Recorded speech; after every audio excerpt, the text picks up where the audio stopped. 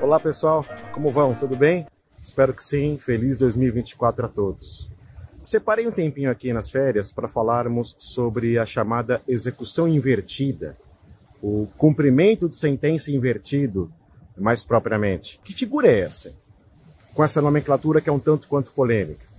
Bem, todos nós sabemos que o cumprimento de sentença tradicional se dá por iniciativa do credor, ou seja, superada a fase de conhecimento, com a condenação do réu, o trânsito em julgado, o credor, o autor da ação, pode iniciar o chamado cumprimento de sentença, por intermédio do qual requererá a intimação do devedor, do requerido, condenado, a cumprir a sentença no prazo de 15 dias, se for execução de quantia certa.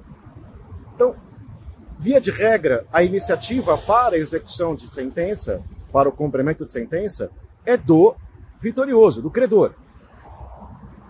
E no mais das vezes, o réu condenado, o devedor, ele se posiciona de maneira inerte, nada faz a respeito da condenação que lhe foi imposta, aguardando o cumprimento de sentença pelo vitorioso. Isso faz com que, adotando essa postura de inércia, o devedor acabe suportando os juros de mora, a partir do trânsito em julgado, ou do evento danoso, se for um ilícito extracontratual, e a correção monetária a partir do marco inicial fixado em sentença. No direito brasileiro, na prática judicial brasileira, o credor tem a iniciativa de requerer o cumprimento de sentença e o devedor, por sua vez, fica em compasso de espera. Isso não é bom, porque o devedor não se movimenta e vai sofrendo os consectários da mora. Mas o artigo 526 do Código de Processo Civil, o 526 do CPC, permite que o réu sucumbente, o réu derrotado, tome a iniciativa de, não precisando aguardar o credor, o réu inicia o chamado cumprimento de sentença invertido, ou a execução invertida. O que faz o réu? O réu promove o cumprimento de sentença, requer a instauração do cumprimento de sentença, apresenta memória de cálculo do valor por ele devido e promove o depósito do valor por ele devido. Depósito para fins de pagamento, né? E requer a intimação do credor para que ele se manifeste se aquele valor o satisfaz ou não. O credor terá 5 dias para se manifestar a respeito do cumprimento de sentença iniciado pelo réu, pelo devedor. Concordando com o valor, o juiz defere o levantamento e extingue o cumprimento de sentença. Extingue a obrigação, extingue o processo por sentença.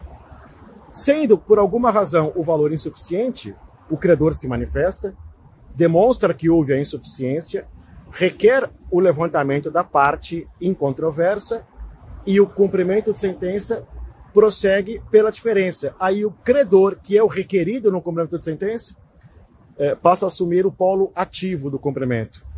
Incidirá em honorários de 10% sobre a diferença não paga pelo devedor, ele será intimado a pagar sob pena de penhora. Vejam que interessante. Grosso modo, esse é o procedimento estipulado no artigo 526 do CPC. O devedor requer a instauração do cumprimento de sentença, deposita o valor e autoriza o levantamento pelo credor. Vejam, há uma mudança de eixo. O cumprimento de sentença, que em geral é de iniciativa do credor, nessa hipótese do 526, pode ser de iniciativa do devedor. Lamentavelmente, é um expediente muito pouco usado na prática jurídica brasileira. Lamentavelmente, o devedor condenado aguarda a iniciativa do credor, o que eu não acho inteligente. Não acho inteligente, por conta dos consectários da mora, juros de correção monetária, que vão se acumulando enquanto o devedor espera. Meus caros, é isso.